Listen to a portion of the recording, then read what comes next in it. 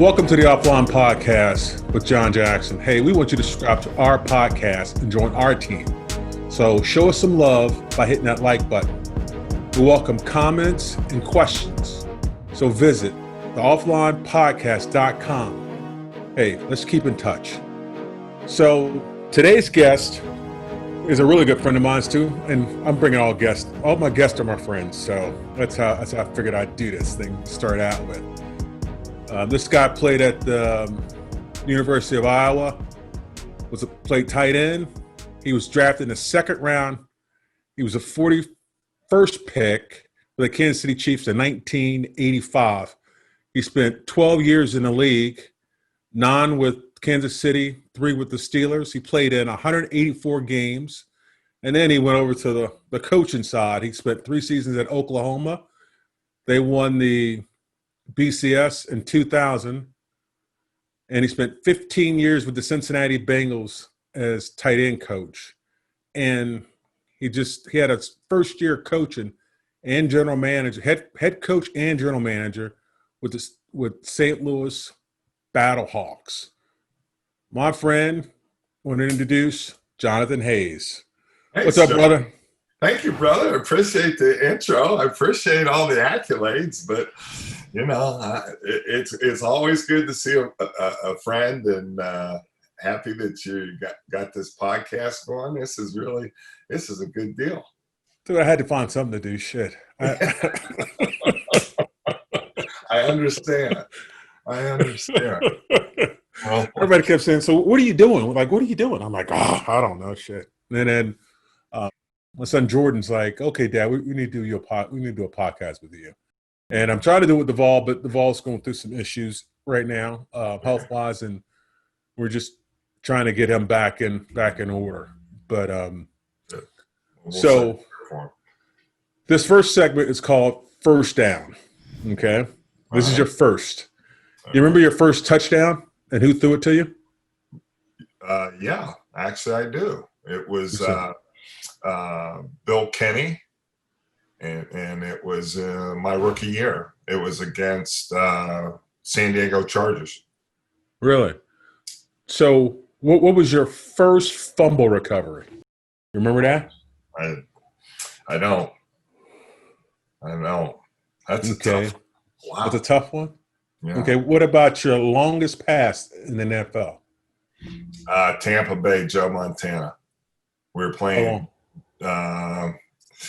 I don't know. I want to say it was 45, 50 yards maybe, somewhere in there. And did you run after the catch, or you just fall down? Run out. Of course I got caught because I ran out of gas. Of course. I got it down to I think it was like the 20-yard line or something like that. The 15. I couldn't finish. So you saw the promised land, and then it just went poof. Oh, it just disappeared. It totally disappeared. Oh my! So tell me. Well, I tell a lot of people that how I learned how I got into cigars was through you. Right. How did you come up with smoking cigars after the game? Well, originally when I was younger, I had an uncle. He always would smoke cigars, and I would steal puff from him from time to time. As we got older, I really got fascinated by him. And then once I started bringing him on the plane was from, if you remember, I'm a big historian anyway, and sports historian also. And Red Auerbach used to light a cigar after the Celtics would win. He would do it on the bench right at the end of the game, and you'd see him put it in his mouth, and he liked cigars. So that's kind of what it symbolized. Okay, because I know we enjoyed some good cigars, but we smoked them pretty fast. We did. We really did. But you know what? It's amazing when you pass out cigars, how much you get to know about people and how well you can bring them together. And I thought it was just a way for us to get closer. And, when we were making that run that year for the Super Bowl, it just was another way to get closer with each other. Oh yeah, because I always looked out. I always looked forward to. We knew we won the game on the road to get that cigar. That was a big thing, especially being in that. You remember being in that last bus, The last bus. and I'll never forget when I was. I happened to be sitting up front, and I heard the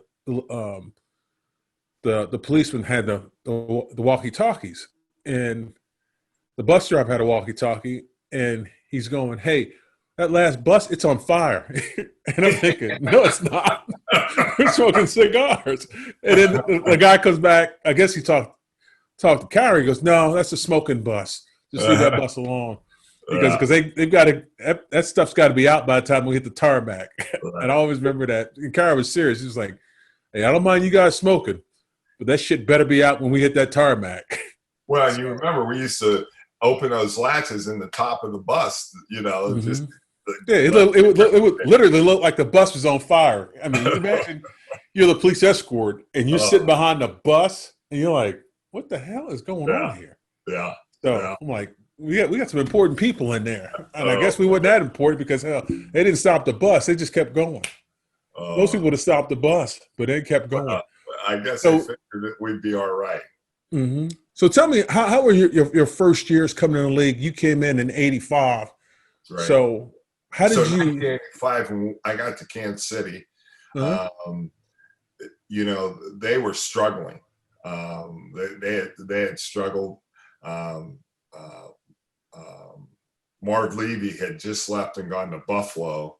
John Makovic took over the team. So John, he wanted to throw the ball every chance he got. We didn't establish any type of running game. Our defense was, they were tough, and but we kept them on the field so much, it just became very difficult. Walt Corey was our defensive coordinator. Go into the next year, '86, we go to the playoffs. We play the Jets. We had been running the ball really well, and we end up passing the ball that game. I want to say 56 times, something to that number, and we end up losing. It was the first round of the playoffs. We end up losing the first round of the playoffs to the Jets. And when we came back, John Makovic made the statement to the press. He goes, I don't care if we had 3 Heisman Trophy winners in the backfield, we still would have thrown the ball 56 times. That's a good way of getting your job asked. Well, and needless to say, a day later, he got fired. I'm just – and when I think, playing for the Roonies and playing for the Hunts, you won't find a better owners in this league. And it was not a knee-jerk reaction. Everyone felt like, no. He just felt like he had had enough. Even though we had gone to the playoffs, he understood that you have to create consistency. You have to create continuity. And those are the things that Mr. Hunt didn't feel that John was doing. So we had a 2-year stint with Frank Gantz, and Frank had the tough had to take care of the strike 1 year, which really hurt him the next year. And so then they relieved him of his duties, but then they brought in Marty Schottenheimer, who did, great job there and created a great tradition and the winning, Kansas City and that atmosphere. And people hate going in there to this day to play a game, because that's kind of what was created from when Marty first got there. And so he created toughness. He created, he wanted to run the ball, and that created longevity in my career and allowed me to play and be a very key component in our offense, because I knew now with running the ball and with hard play action with Steve DeBerg as our quarterback, I was going to get some rocks, but the most important part was establishing the run. And that became very important for what we were doing. So was Kara on that staff Bill with came on Marty? that staff with Marty, so they came from Cleveland. Marty left Cleveland, came to Kansas City, promoted Bill as the offensive coordinator. And the guy that you know was Tony Dungy, came over. Chuck had fired Tony, and Marty hired Tony as the DB coach. But he also helped Bill a lot in his first couple of years calling defenses, because Tony had been doing it for so long. So that was a very important get for our coaching staff and for our team. Right. I mean, you guys were stacked, but so you spent 9 years there. Yeah. How far did you go in the playoffs in your first 9 years? So with John, we only made it to the first round of playoffs. Then with Marty, we made it to the AFC Championship game.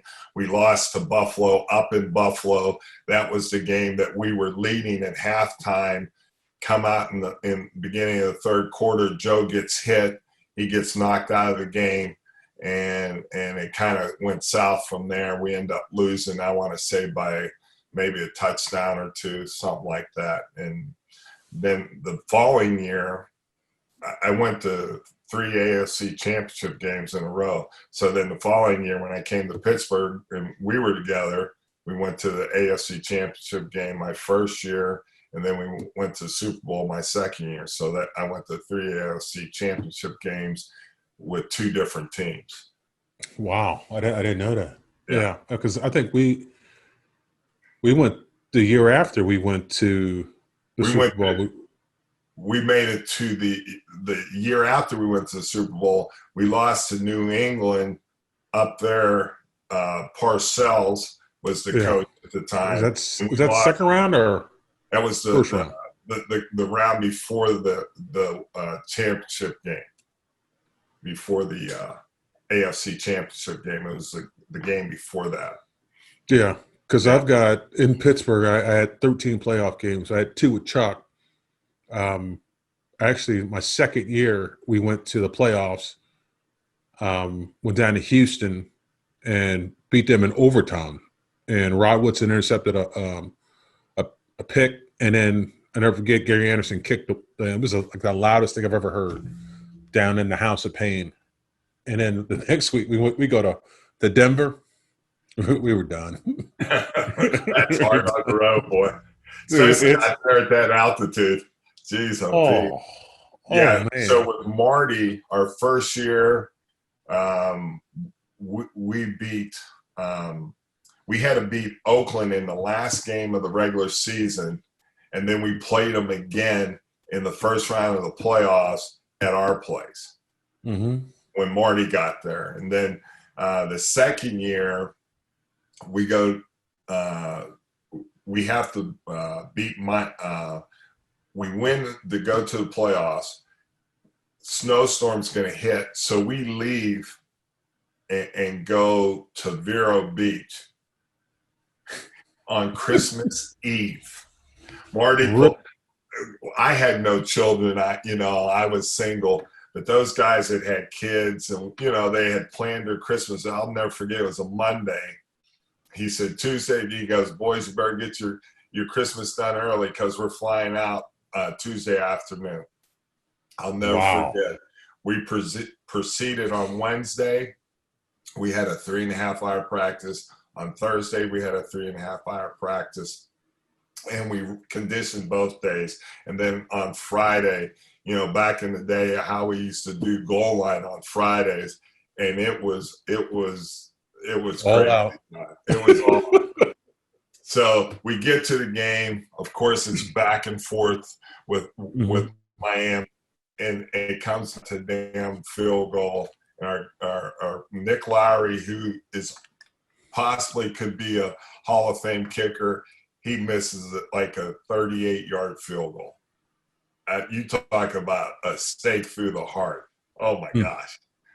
But that's how that goes. I know definitely how that goes. So what made you get into coaching? Well, I've always felt like, I'm a gym rat at heart. I love it. Always have. Hell, when I was 16 years old, I was the head coach of a teener league baseball team. I loved it. You know, my mother's a teacher. My dad had always coached us growing up. He was always a part of, you know, helping coach us, me and my brothers. So that was always kind of in our DNA, you know, just trying to pass it forward. I love being out on the grass. I love instructing. I love seeing the light bulb come on in guys' heads and being able to go out there because as a coach, it's different as a player, as you know. You know how to get yourself ready to prepare yourself. Now you're getting someone else ready to play. And you just got to turn it. Once they cross those white lines, you just got to hand it to them. And the key I always felt like in coaching, and I still believe it, is the KISS system. Keep it simple, stupid, and the rest of it will come. I think that now everything is off of a tendency in that, and tendencies are good. But eventually you're going to get in a game and you're just going to have to be able to work your way out of a situation. Right. I can't be out there to coach you out of it. And hopefully I've prepared you and I've showed you enough looks and you understand those looks and well enough that you can go out and then just execute. And you give them the proper rules and set their eyes in the right place so that they're not guessing. Right. So what would you do if a guy did go in the tank?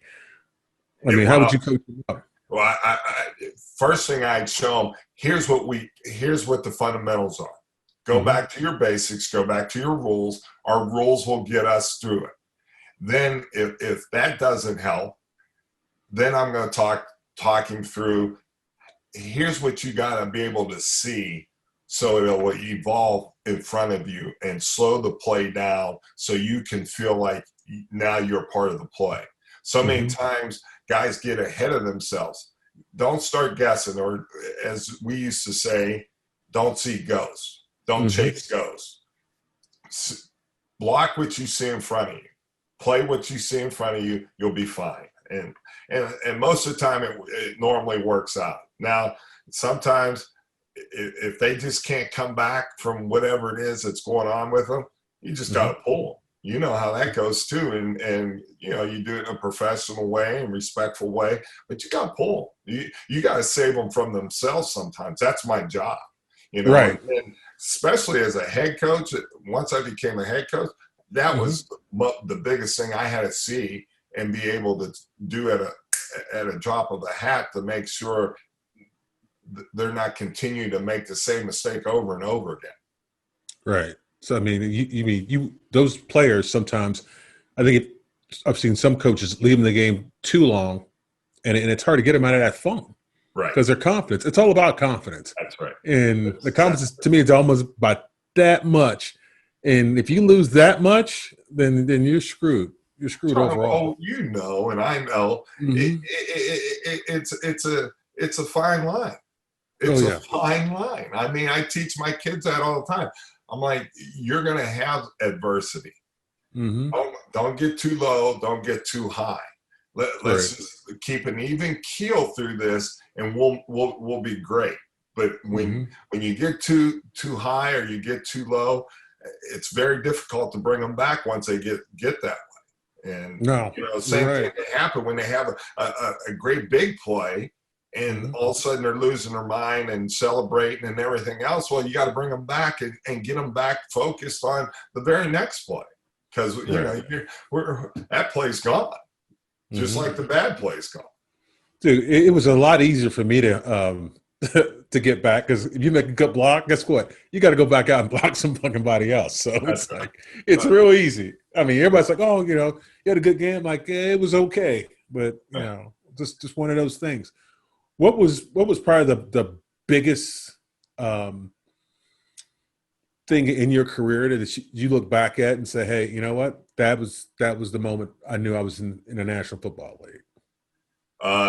Well, there's a couple, I'll tell you, John. So my rookie year, going down the tunnel in Kansas City and Arrowhead Stadium for the first preseason game.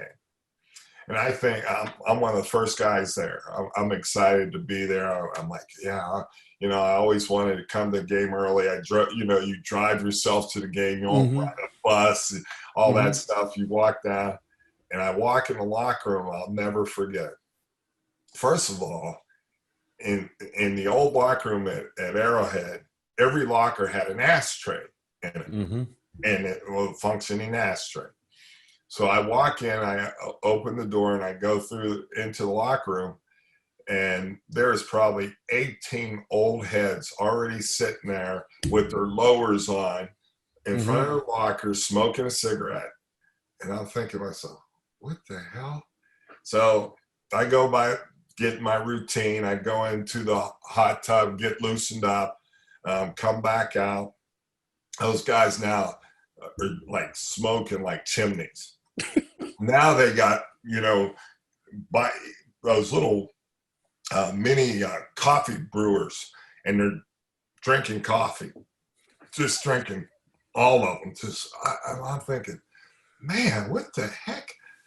And then, you know, they're getting ready for the game, and I'm just watching this as this goes on, and we go out for pregame, come back in. So I'm thinking, okay, now all this cigarette smoke has died down because everyone's out on the field. They come back in and they light up again. And I'm saying, how the heck are they going to go out there and play? I'm like, I am dumbfounded that all these dudes are sitting in front of their locker smoking. Next thing you know, we go out for the kickoff, go play first half. You know, I didn't play much first half. I knew I was going to play a ton of second half. And they're at halftime, they must have finished their cigarettes. I see a coach walk up to a player and bum a cigarette. I was like, I've never seen anything like this in all my life. After the game, I go out. I'm standing out there. I had a couple buddies on the other team. We're talking. We're just visiting. And the same coach walks up and bums a cigarette from this player again. And I'm thinking to myself, you got to be kidding me. I'll never forget, I called my dad. I said, Dad, you're not going to believe what I just saw. He said, what? And I told him the whole deal. I said, they're grown-ass men in this locker room. He said, yeah, son, you're with grown-ass men now, boy. You ain't no longer in the Wizard of Oz anymore, boy. This is real. No, it's real. No, I remember when I was in Pittsburgh, when I first got there, they had those ashtrays. And I never forget Gary Dunn, who was a nose tackle. Right. And it was a preseason game, and we were going out. And you know how you walk out Three Rivers, right? You got to walk down those long hallways. Right. Well, Gary was smoking a cigarette. He smoked a cigarette all the way to the door to go out. And all I remember is, because it was turf, he just put it down and stomped it out. And I'm like, holy, okay. Don't believe me when I tell this story. Yeah. And then after the game, they have a big old cooler in the back, and you go grab as many beers as you want. And I mean, it was real.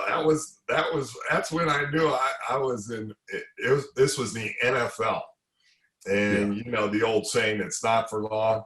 But back then, it sure was. It was fun, though. It sure was fun. I know that when I first got with the Steelers, they used to give out beers on the plane, and if you wanted a beer, you had to go into the training room after the game to get a couple beers.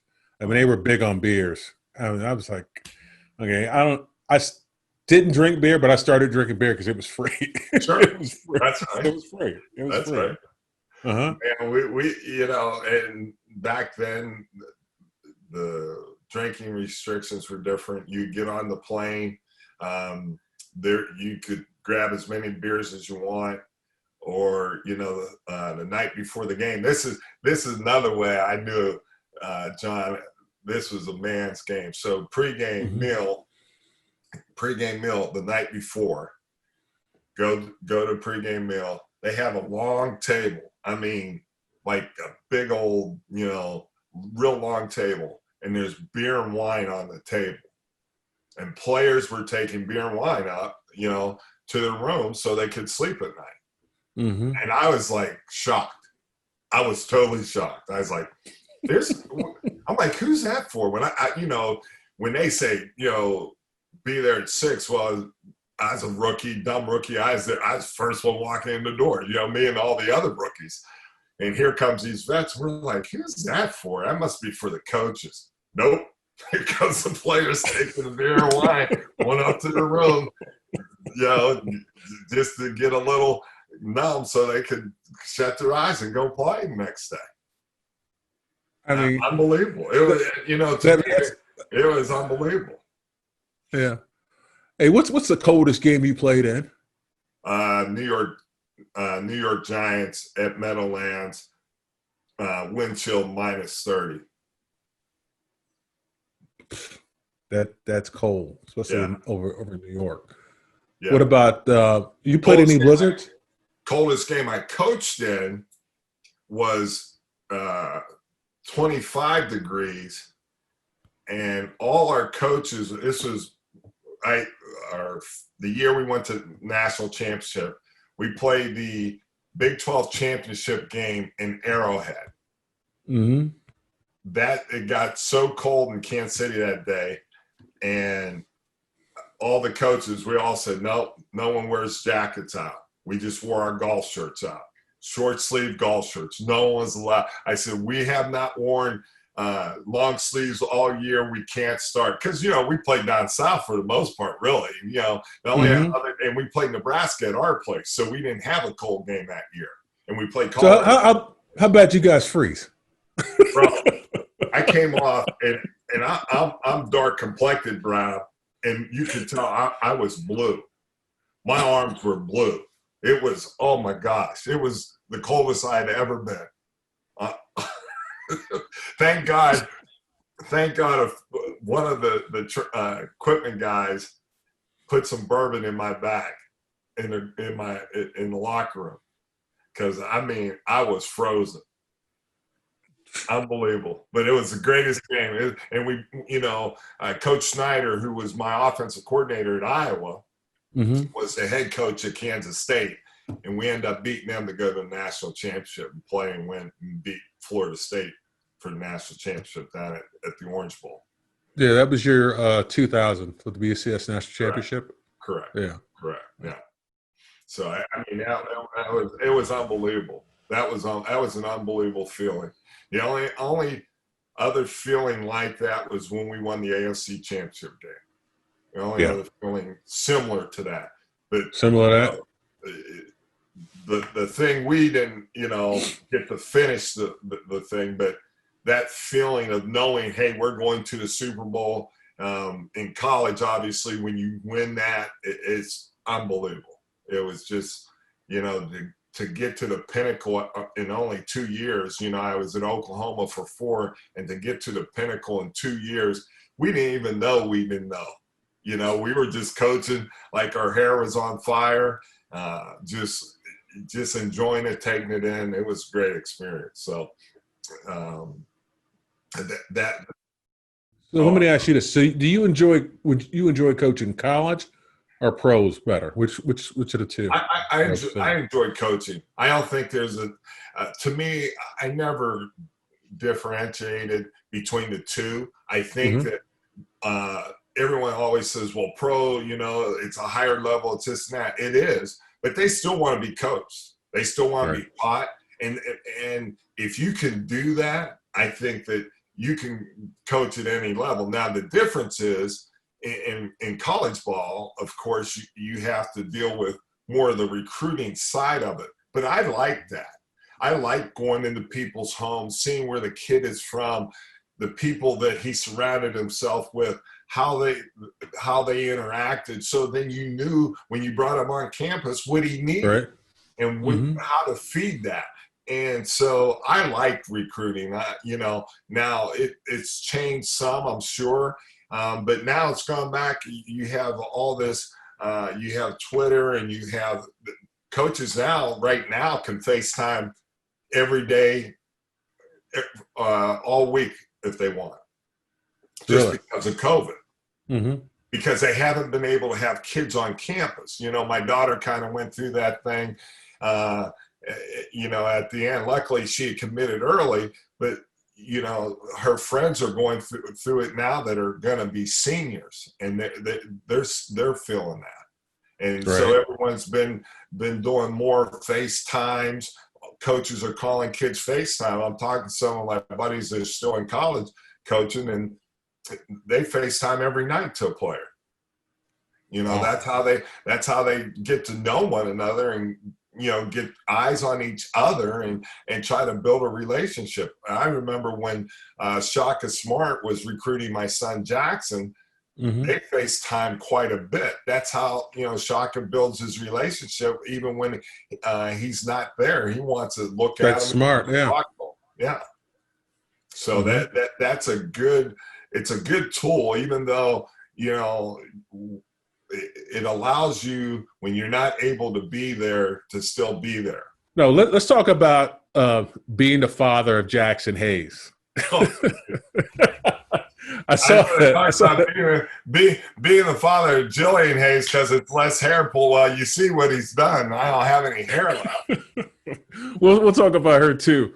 But so he goes to Moeller. He didn't start his senior year, did he?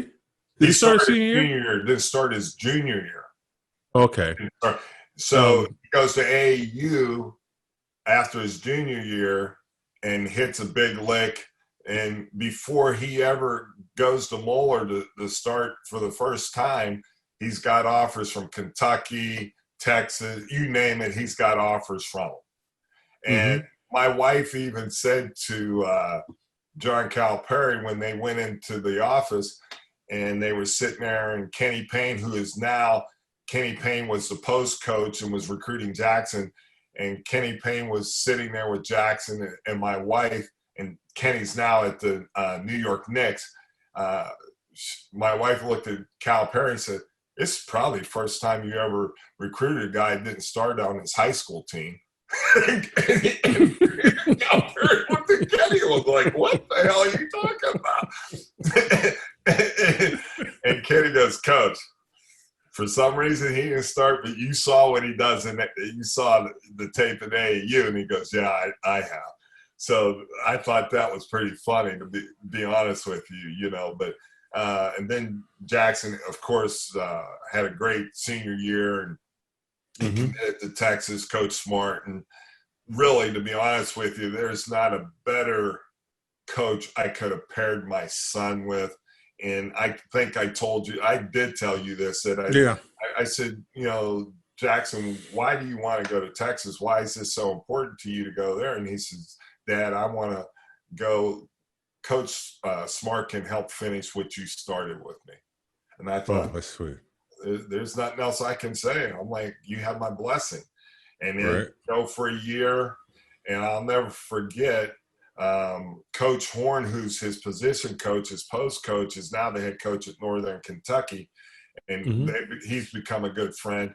And every couple of days he called me and say, "Coach, your boy's he's doing something. He's blowing up the gym.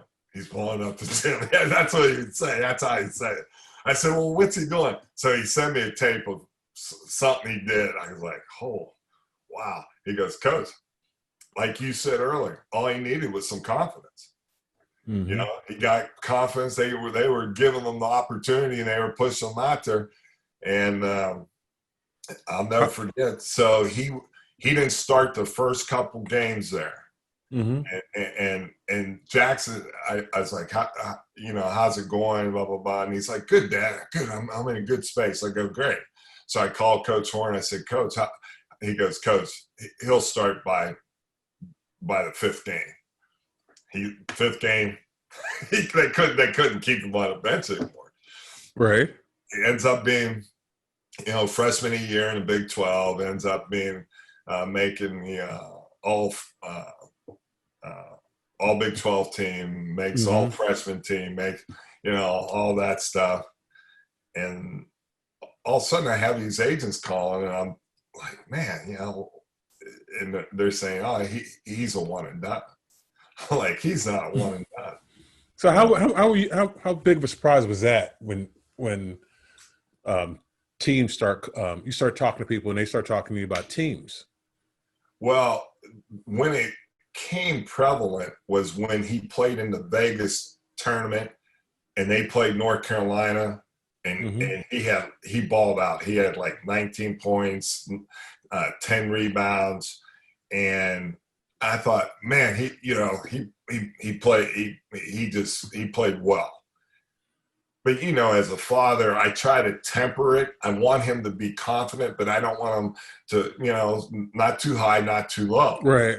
And I just try to, and the coach in me comes out, and I just want him to realize that, there's still a lot of work to be done. And that was at Thanksgiving. So he still had a long season yet. And I wanted to see how he would hold up, how his body would hold up, how mentally he would hold up, all those things. And by the end of it, all these agents were contacting us because they couldn't contact Jaxson, and asking. I said, well, we have not committed yet. But in basketball, you're allowed to talk to representation as long as you don't sign. Right. So we talked with agents, and just to try to, so it wouldn't surprise us, and we'd have a feel for who we think would fit him best, my wife and I. And then through that, at the end of the season, after they went up to they played in the NIT. He got hurt in the Big 12 tournament. He missed that, but he was back and was ready for the combine. And so I went down to Austin. We had a experimental game in Austin for the XFL. I had just agreed to terms with being the head coach in St. Louis, so it worked out, and Chris flew down the next day so we could sit down with the coaches at Texas and talk about the pros and cons of making this decision, and sitting down with Jaxson, making the pros and cons, and right, really talking through it. Yeah. So were you shocked when he made the decision going pro, or did you expect it?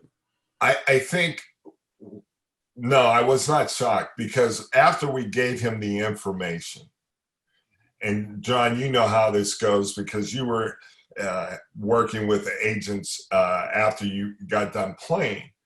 And a lot of times what happens when a player is hot, like let's use Jaxson, they're like, they really like what he can do. They like this about him. They like this about him. But then all of a sudden he comes back. He decides to stay another year.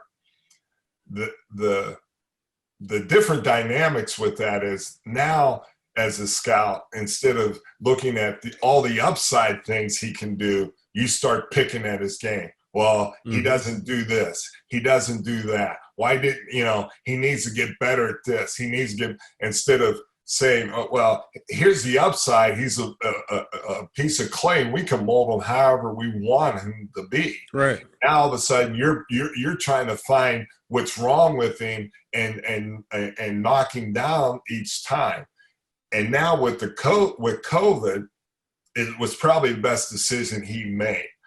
The promise he made to us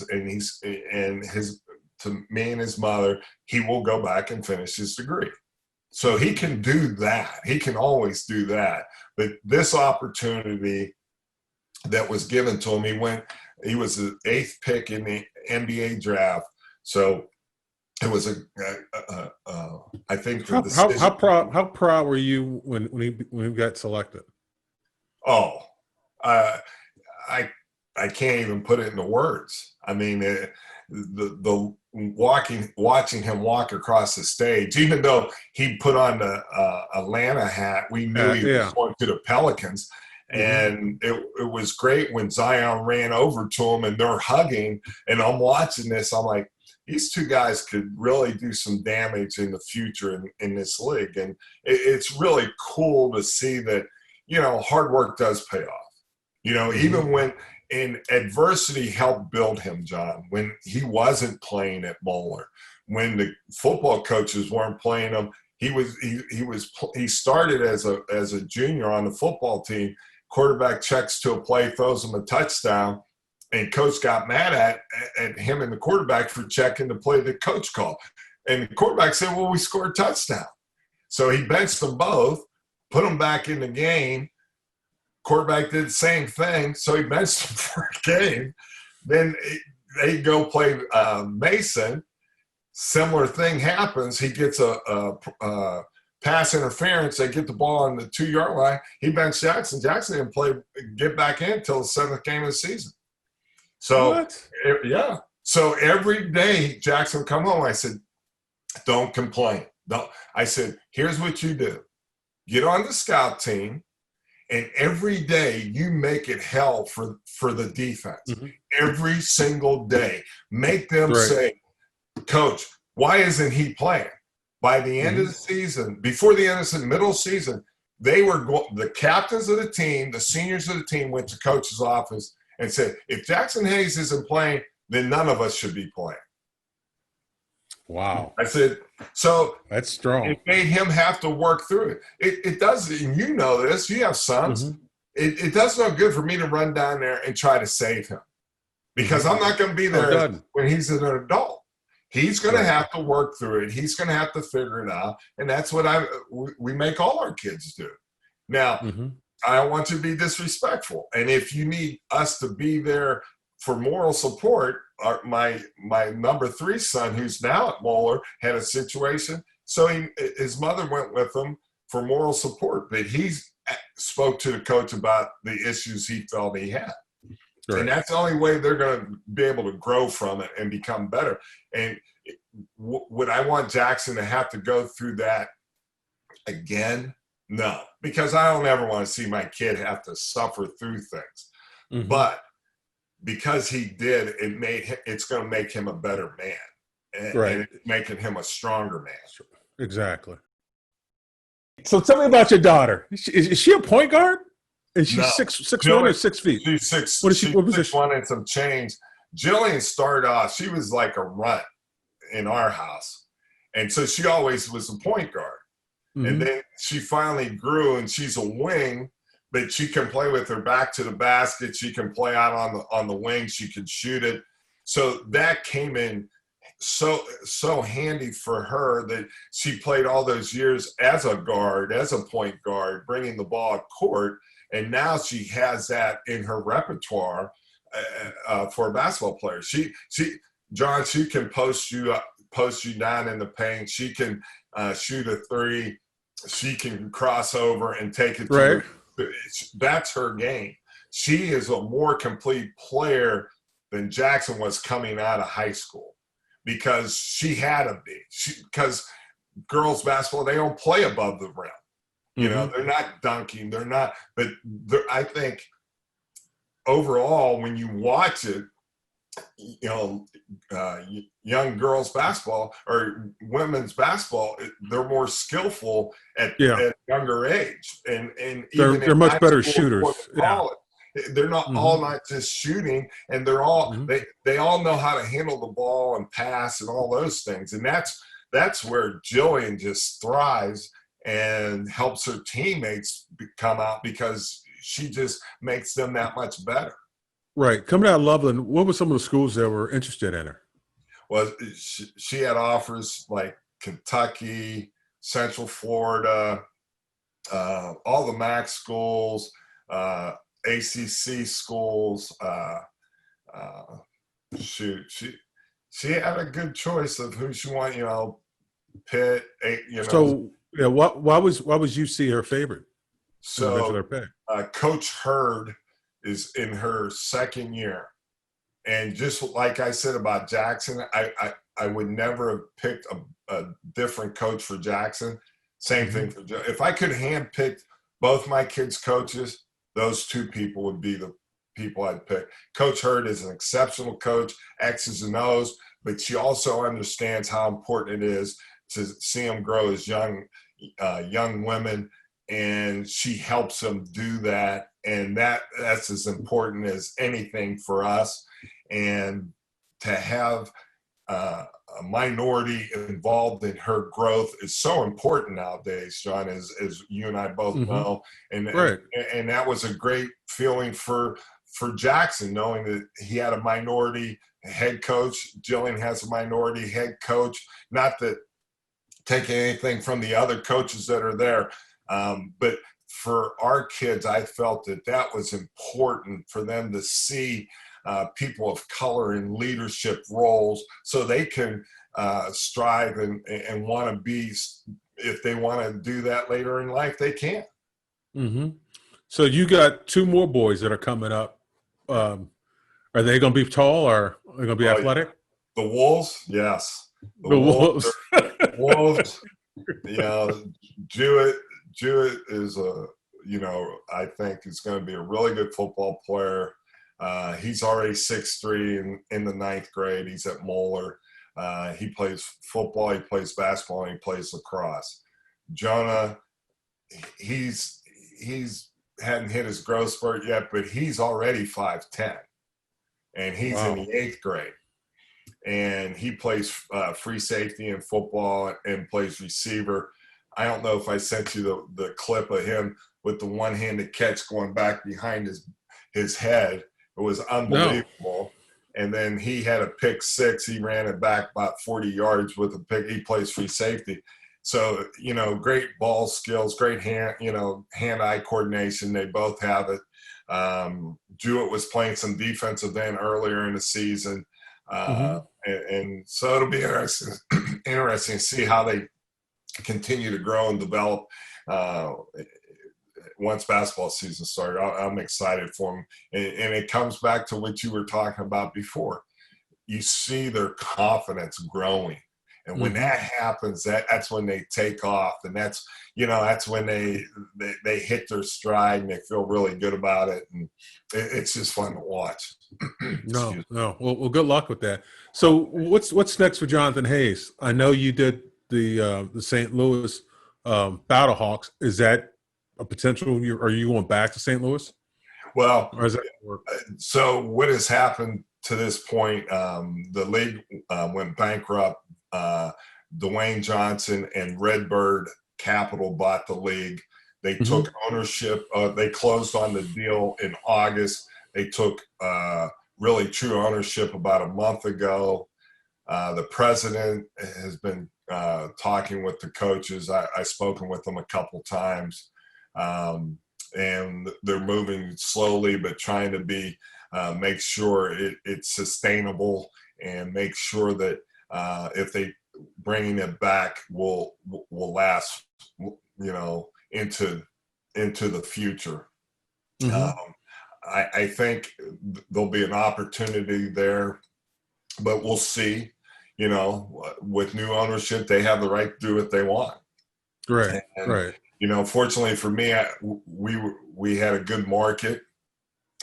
We put out a good product. I was laughing when someone called and congratulated me for being coach of the year.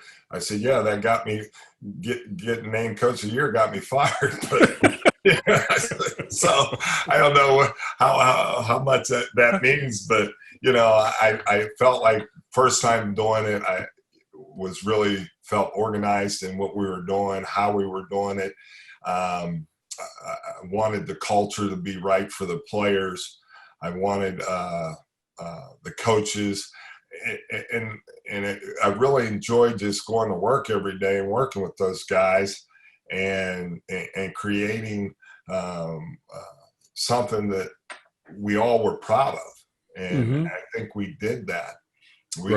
We had some continuity in our offense and our defense. My brother Jay was my defensive coordinator. Timmy Lewis was our co-defensive coordinator. Chuck Long was my offensive coordinator, along with myself helping with that. And had a bunch of capable guys, some young coaches that did a nice job. So that to me is, just it makes it for a great atmosphere. Had great support staff, and I felt that given if we would have had a full year or gotten to play, we would have, had an opportunity to at least compete for, a chance to go play in the playoffs and maybe even in the championship game, because we had the quarterback and we had a good offensive line and good defensive line. And I think, I heard your podcast last week to Solomon, and Solomon was talking about how, you build it from the back forward now. I still don't know if I agree with that. You still got to be able to protect your quarterback. You got to have a left tackle that can protect, and you still got to be able to run the football when need be. Sometimes, I watch some of these games going on now, and they don't even commit to the run enough to make it believable that they're going to run. Yeah. Pass, Right. It's just a courtesy fake. So I think that I understand what he was saying, though. You got to have guys that can cover. There's no doubt about it. And there's no doubt that you got to be able to have a shutdown corner if you really have a guy on the outside that can run. But I truly believe where it all ends up, though, is in the lines, offensively and defensively, whether it's running the ball or whether it's pass protection and giving up or getting sacks. And I think that's where, because if you get the quarterback shell-shocked and you're getting nervous and getting nervous feet, he's going to throw the ball to us anyway. And that's the most important part. Okay. Hey, Jonathan, can you hold on 1 second? I've got to do a advertisement. Go ahead. I like it. Yeah. I've got my favorite cigar, an Avo. Hey, I've got a great place for you to go smoke a cigar. It's called Bell's House of Tobacco. Hey, he's got, to me, the best cigars, but the best knowledge. So every time I go in there, I'm always impressed with John because John's always got a story about a cigar. So anytime you need a good cigar, go to Bell's House of Tobacco. And how you get in contact with Bell's House of Tobacco is on the bottom. I've got the email and I've got the phone number.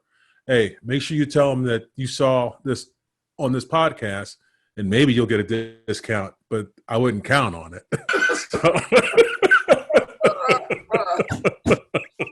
Oh my! So, I'm just being real. Hey, when you're dealing with Bell, that's just how it is. But if you want quality tobacco and great cigars, go to Bell's House Tobacco. Thank you. Yeah, I had to do that because John awesome. Takes care of me when I go there. That's awesome. But I didn't think you were gonna laugh. That's awesome. Yeah, I didn't think you were gonna laugh, and I'm like, oh shit, that's funny. He may or may not give you a discount. Hey, if he doesn't know you, he's not gonna give you a discount. But if you go in there a few times, he'll give you a discount. Hey, so what was it like coaching with your brother? I mean, it was awesome. We were 16 years in Cincinnati, and then the 1 year in St. Louis. So it was awesome. We have a great, obviously a great relationship. And Jay has so much knowledge. I mean, hell, he's been doing it longer than I have. I've been doing it for 20 some years, and he's been doing it for like 30 some years. And then having Tim Lewis on the staff and Chuck Long on, I had some veteran coaches that really helped me. Chuck was a head coach. Timmy was a head coach in the AAF last year.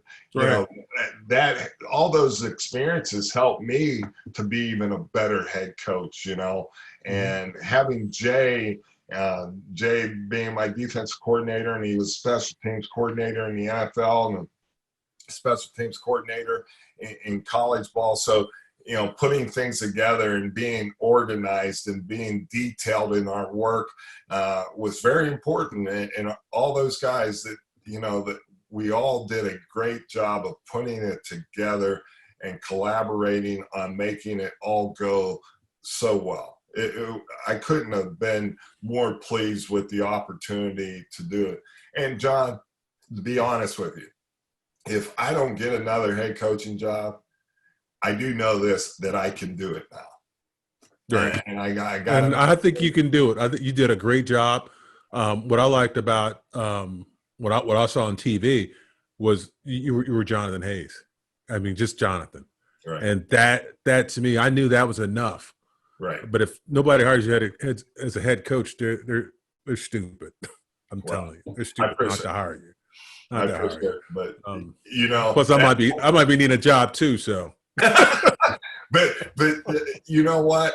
I found out you can't be anyone but yourself. I see too many of these coaches trying to be the guy the last guy they worked for. Yeah, the rah guy, and whoever that is. Yeah. But I'm 58 years old. I don't hide behind shower curtains anymore when someone walks in the door and I'm standing there. It is what it is. And because your ass is too big to hide behind a shower curtain. but I get what you're saying. We knew what we wanted to do. We knew how we wanted to do it. And we knew how to get it done. And our players believed in us and they trusted us. And that's the key. I mean, the players have to buy into the program. Right. And you've been around enough great coaches to know, you know what, if these guys aren't buying what I'm selling them, then nothing's going to work. And that's what, people don't understand. You got to buy into the program and you got to commit to it. That's right. So it's more than just buying into it. I mean, it's got to be a solid commitment. Yeah. So what do you think about the NFL and COVID right now? How tough would that be to go to a stadium and not have any fans in there? I would imagine it was like what we went through during the practice games for the XFL, basically. Right. So I kind of got that, I know what they're going through. I kind of told some of my buddies that are coaching, don't let it become a distraction for the players. Because now all of a sudden they start looking up there. There's no one here. There's they're worried about that. I was like, you still got to focus on that guy across from you. Mm-hmm. You still got to beat the man in front of you. We still got to go out there and execute our plays. It doesn't matter. We got to bring our own juice anyway. When you're playing on a away stadium, you got to bring your own juice. So you can't get caught up worrying about there's no fans, there's no this. It's a battle of attrition. There's no doubt about that. But the ones that are strong enough mentally, not just physically, but mentally, to be able to endure it and really enjoy it and embrace it, they're going to have the success. Right. I mean, don't get me wrong. I love the fans, but to me, you always had to block them out. And especially, you were talking about Kansas City. Dude, I love going to Kansas City because if you're went into that game, somebody was going to get hurt. That's right. So that's when I knew it was like, okay, all the stuff that I'm thinking, it's got to be gone because I got to be like this. Yes. To be focused on the task at hand. That's right. So I can understand, what they're going through, but some of those guys still don't get it because if you're a visiting team, and the visiting team's offense is pulling the defense offsides, that's kind of crazy. Aaron Rodgers. I mean, he goes to I don't know where it was, but he went somewhere. He was a visiting team. Huh? It was Dallas game. It might have been, and he's pulling them off sides, and I'm like, dude, really? You're going off sides? Yeah. I mean, as an offensive player, so you go with sidelines, and the first thing I go is look at you like, what the hell are you doing? Right. You know what? Let's get in the game. Let's get in the game. Right. So it's always something. But you know what, John? It's funny, those are things that I think as it goes, they'll adjust to, and it'll become, especially this year. And I see that more teams are letting people back in, like they're allowing 12,000 people in and different things. So they're not at full capacity. But like you said, a lot of times you're trying to block them out anyway. Right. You've got to. So all those distractions, that's just one more thing. The only thing I see that becomes an issue, and you and I know this to be a fact. We used to be able to walk up in a loud stadium, and I could say to you, hey Jack, let's try this. Now people can hear your calls. That's the only part I don't like, because Mhm. now you're going to have to keep making up different calls, especially if you're playing a team from your division, because you can't keep the same ones, No. because they're gonna have a notebook on you. So those are the things but it becomes a chess game. Now you got to make adjustments. Now they think they got your calls down, and now you give them the False. call. Yeah. Now it's a dummy call. So Mhm. that's part of the chess game. That's what makes it fun. Yeah, it definitely makes it fun. Hey, I'm trying to think. When's the next time you go in the Bells? Well, I don't care. You tell me. I Are, got are a game. you? I got a game Saturday, but I'll be up there. Are you going up for that birthday thing? I don't know. I mean, they got 5 Like people. 5 I know. Like, I'd rather just go somewhere else. I would go over to what's it now, called? don't get me wrong. I'm gonna take care of the guys, but I don't want to take care of 5 guys in one day. I got you. That's the Oh, problem. It's like, that's okay, how I am too. I mean, like you're yeah. walking Oh, there like like that. once a month, Yeah, And I think he's trying to do too right now is trying to get all those birthdays out because it's about to get cold. yeah, So yeah. that's the biggest thing. Because Hey, dude. Huh? let's go over to what's it called, Tony's, if you want to do that instead. Yeah. Yeah, we could do that. I mean, Well, do it tell this me week. what you're gonna do Saturday. I won't be done till 2:00. Okay, but I'll definitely let you know. Hey, I just want to thank everybody for joining the podcast, and please subscribe and join our team. Hey, show us some love by hitting that like button. We love the questions and the comments, but we want you to make sure that you stay safe, and we'll see you soon. Thanks.